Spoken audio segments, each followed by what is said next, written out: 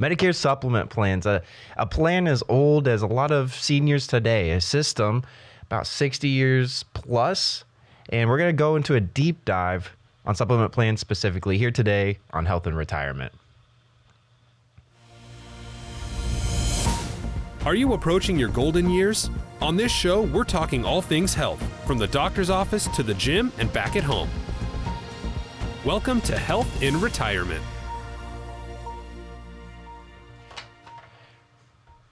Welcome to Health and Retirement, the weekly talk show full of golden advice for your golden years. I'm your host, Trey Basa, Senior Healthcare Advisor here at Market Medicare Advisors. Today, I'm joined by my colleague, Cory Hiebert, also Senior Healthcare Advisor at MMA. Welcome back, Cory.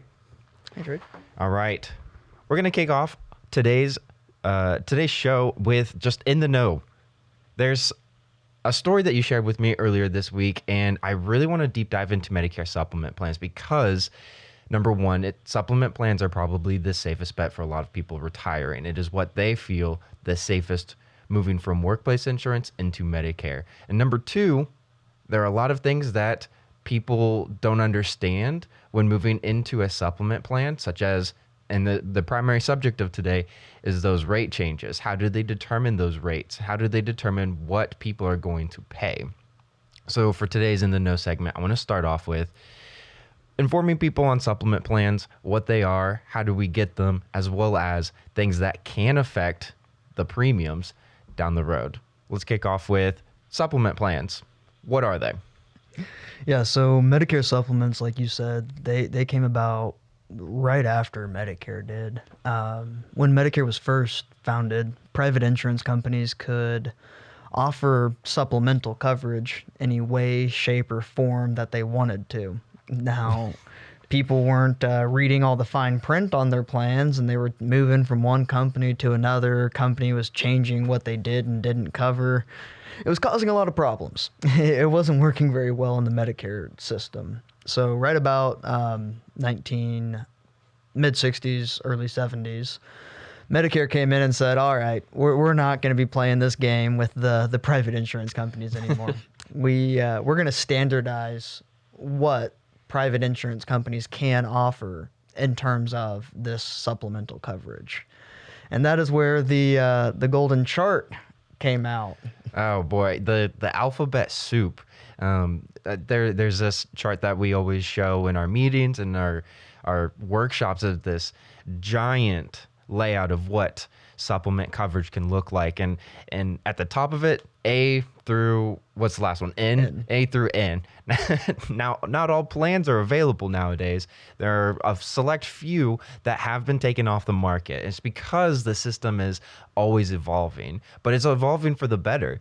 As we see supplement plans being taken off the market, we do see that plans are getting better. So such as Plan G, the standard for nowadays, people are picking up a supplement Plan G for a number of reasons, because it's covering all of the financial pitfalls that people have with just Part A and Part B. And I want to talk about the alphabet soup that is these plan letters. They're not all going to cover the exact same thing. No, they're not.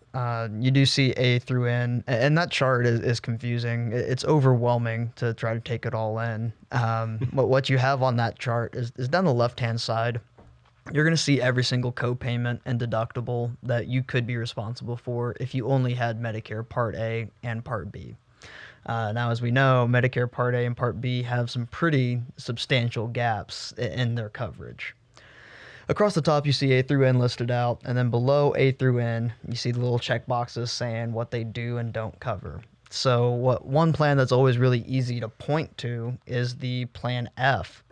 And if we have any listeners today that maybe help their parents out with their Medicare coverage, you're probably familiar or have seen the Plan F before.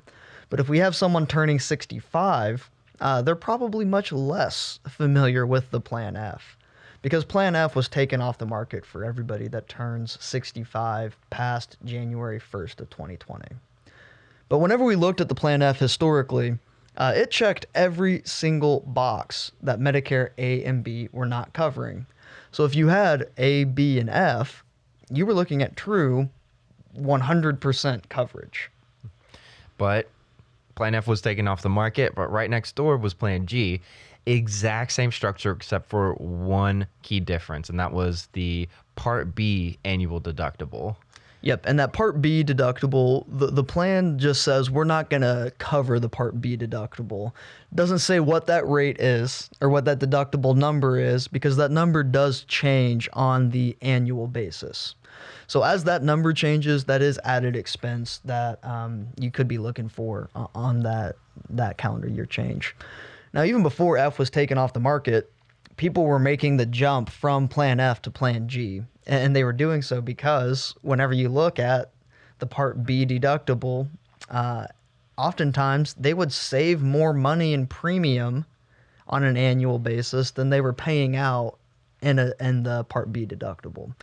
So yeah, you do open yourself up to more risk, but you actually end up saving yourself a good chunk of change. So if you still do have a Plan F and you haven't looked at those rates on a Plan G in the recent past, it would probably surprise you at how much money you could save on a calendar year. It usually equals out to be that annual deductible and then some. So say the difference between a Plan F and a Plan G is a $20 premium. You're paying $20 to be on a Plan F to not pay $240 over the course of the year for your annual deductible on Part B. Mm-hmm. And that's the crux of today's episode. I really wanted to talk about premiums and the difference between Plan F and G. That's a big one. Also, how are premiums determined? How are premiums changing? Because you brought a story to my office the other day about this, and we were talking about some emails we were getting from XYZ insurance companies saying that there were going to be rate changes. Now, as insurance brokers, they give us that information, but they're also sending it out to everybody who they currently have policies for, announcing, hey, by this date, there is going to be an X amount of premium change, either a dollar amount or a percentage amount. Yeah, so the big question then is, why, how are these insurance companies allowed to just change their premium? And the first thing that's important to note here, Trey, is that it doesn't matter what company's name is at the top of your insurance card. We work with companies that some people have never heard of, American Home Life Insurance Company, Lumico, Medico. We also work with these big carriers, your Aetnas, your United Healthcares. Every single Plan G, regardless of what carrier you get it through, is the same exact coverage. And every Plan G is going to be accepted anywhere that Medicare A and B are accepted. So there's no network requirements. So what are we kind of looking at whenever we go to recommend a Medicare supplement? How do we recommend these to clients? Well, number one, there's over a $300 difference between your least expensive supplement and your most expensive supplement. Oh, I love scrolling through the list of supplement plans. I show them, okay, the top of the list, you can get this premium rate, I'll say $105. And we go all the way down, and we're looking at $405 from X company. Yeah. And I do occasionally like to mess with my clients a little bit, and I show them the difference. And I say, and price. And I ask them, so which one of those companies do you think offers you better coverage? And they always say, maybe the one that costs $400 a month, when in reality, to the penny, they're identical. So Trey, what we're looking at and why these insurance companies have such a difference in cost on their Medicare supplements, several different factors can go into it. But the most pressing factor all falls on their loss ratio. So what the loss ratio means is how much money is an insurance company bringing in on a monthly basis versus how much money are they paying out in their enrollees' claims. An insurance company is not allowed to adjust their rates until their loss ratio gets to over 80%. So they're losing 80 cents to every dollar. They're using 80 cents to every dollar. Correct. You nailed it. And I'm not doing a client a favor if whenever they come in, I get them the least expensive plan on the market. That's sitting at a 95% loss ratio. Because next month, that insurance company is going to try to make up that 15% difference. And every single person that has their plan is going to get that letter that says, hey, we're actually going to be adjusting your rates. And why is that so important? Because we know that whenever you're first Medicare eligible, that's the only time that you can get a Medicare supplement without going through underwriting. So you could have a 64-year-old in your office that we're not just making a decision for next year's health care. We could be making decisions for their health care for the rest of their life if they're not able to underwrite. And if I sign them up to a company that we're not financially confident in, they could look at a high expense that they aren't budgeted for. And it's important to know it is not a rate increase for the individual. It is for the pool of individuals that are using that insurance as well. They will never increase the premium just for you because you are using it like crazy. It is always going to be a greater effect. So keep that in mind when applying for supplement plans. And when we are underwriting to supplement plans, cost loss ratio is something that we're looking at in order to give you guys a more information to make a more informed decision. So that's going to wrap up our first segment, In the Know. If you want to stay in the know all things Medicare, or perhaps you have a professional, you want a professional to overlook some of these decisions and help you in the process of applying, give us a call at 316-252-8707. That's 316-252-8707. Or you could email us at mail@marketmedicareadvisors.com and have a greater conversation over email. That is going to jet us into the second segment for today, the client case study, which I met with them just yesterday. The client today is Dean from Attica, and Dean came in with Kelly. Kelly was the focus of yesterday's meeting. She's turning 65 in August. She wants to retire from the school district, but she can, long story short, she can keep her workplace insurance for the school year, and then will apply for Medicare next summer. But Dean's already on Medicare, and he's paying about $200 for his brand name Medicare supplement plan. Now, in our area, there is a supplement plan that is offered to people immediately out of work. And it's because their workplace insurance is of the same company. So they already have that business. What they're doing is they're mining that book of business to try and keep them on the books. What I want to highlight is that Dean was paying about $200 at 66 years old. That's pretty a little bit of a high rate for a 66-year-old. Just immediately after work, 66, where we have companies that are paying or that are going to ask for maybe $120, $130 a month. That's $80 a month more, a little over $960 for the course of the year. He's spending on Medicare supplement plan. Yeah, so Trey, whenever you have had Dean in your office, I think I might know where we're going with this one because he's outside of his Medicare supplement open enrollment period. So if he wants to change, he can. But Trey, I'll go ahead. It's your story. I'll let you share. When can you change Medicare supplements? You can change them any time of the year, but you have to go through an underwriting process, and it's going to be up to the private insurance company to accept your application and issue you a policy. Now, Dean came in thinking like, oh, okay, I'll just mention it and we'll get something set up for the fall. Well, Dean, we can do something right away. And then if we get an application sent in, it is accepted, we can get you a new policy May 1st. Yeah, I had to remember what today was. You can do it as soon as that next month. And it's 25 to 35 health questions. And, you know, we are working in the Medicare space. They're not going to ask you, hey, can you run 10 miles without stopping for a breather? It's not like life insurance where they're going to pull you in and make you do blood test and hair analysis and put you under a microscope. It is 25 to 35 health questions.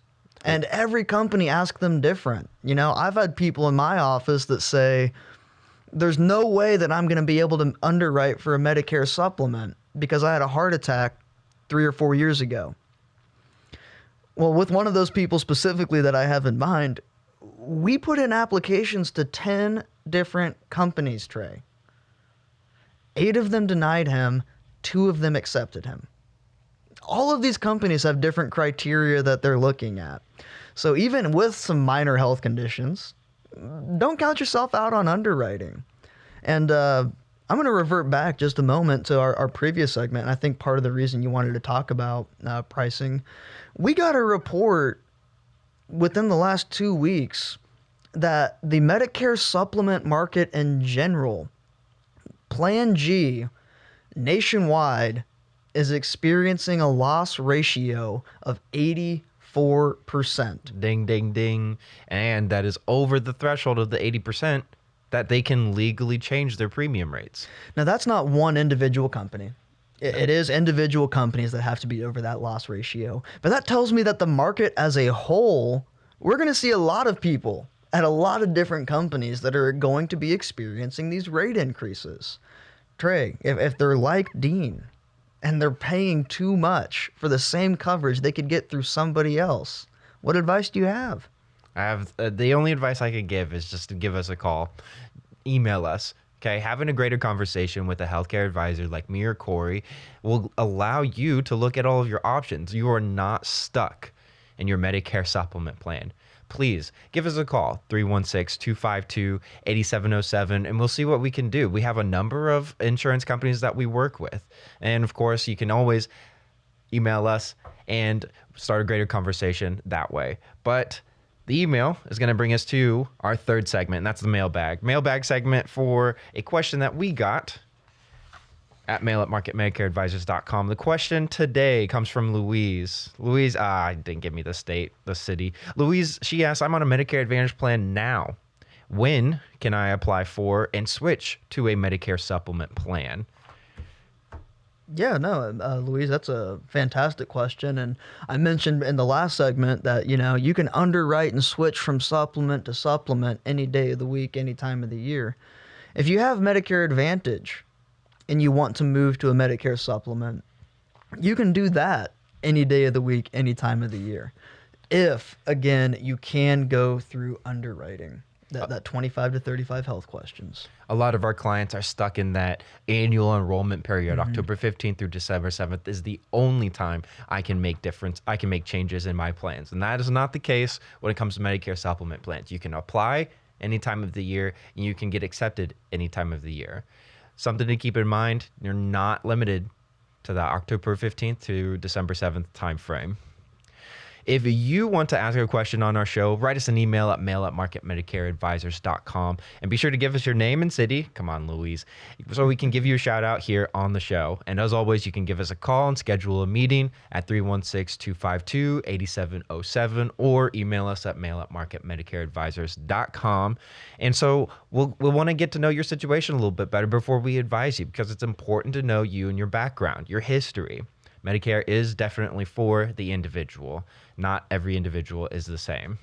That's going to be it for today. Cory, hey, thanks for joining me. Love talking to you on the show. And thank you, viewers, for joining us here on the show, Health and Retirement. Join us next week for another episode. Still writing, but I'm excited. Thank you for joining me in Health and Retirement, the weekly talk show for golden advice for your golden years. We'll see you next time. Unless otherwise indicated, all client and prospect names mentioned on this show have been changed to protect the identities of the individuals discussed. The content provided is intended for informational and educational purposes only. The views, statements, and opinions expressed herein are those of the individual speakers. This is not endorsed or affiliated with any U.S. government agency, the Social Security Administration, or associated with any federal Medicare program. We do not offer every plan available in your area. Any information we provide is limited to those plans we do offer in your area. Please contact Medicare.gov or 1-800-MEDICARE to get information on all of your options. Investment advisory services are offered through Foundations Investment Advisors, LLC, an SEC-registered investment advisor. All rights reserved.